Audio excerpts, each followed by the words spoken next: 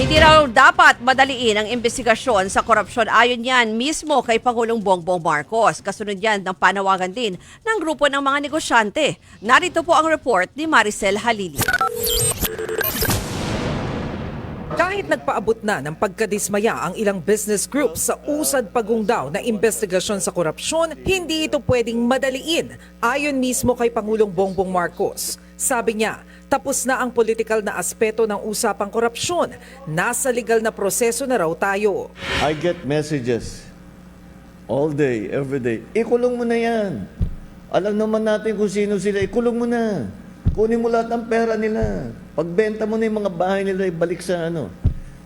What would then I be accused of if we did that? Nauunawaan naman daw ng Pangulo ang frustrations ng mga tao lalo't tukoy na ang ilan sa mga ganid na nagnakaw ng pondo ng gobyerno. Pero importanteng madala sila sa korte at maparusahan. Do you want to get it done quickly or do you want to get it done right?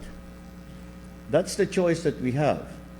So I understand the frustration because we do have a very good idea about who these people are.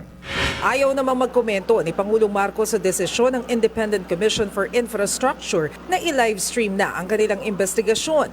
Pero tingin niya, wala naman itong magiging epekto sa kredibilidad ng pagsisiyasat. Ayon naman kay dating Senador Antonio Trillanes, meron siyang natanggap na impormasyon na naimbitahan na ng ICI si Senador Bongo pero ayaw daw nitong dumalo. Nadadawit si Go dahil sa umano'y pang-aabuso sa kapangyarihan ng makakuha ng mga proyekto sa gobyerno ang mga kaanak niyang kontratista. Nauna na yang itinanggi ni Senador Go.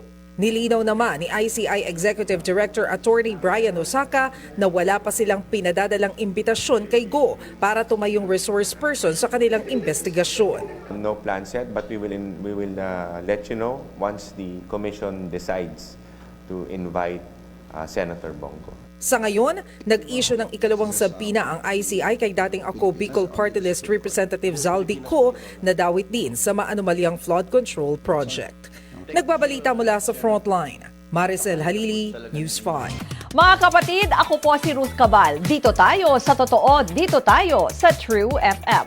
Mag-follow at mag-subscribe din po kayo sa aming social media accounts at True Network PH. Diyan po yan sa aming X na dating Twitter, sa FB, sa Instagram, sa YouTube, sa TikTok at sa mga podcasts. At syempre, tutok din po kayo sa Signal True TV Channel 19.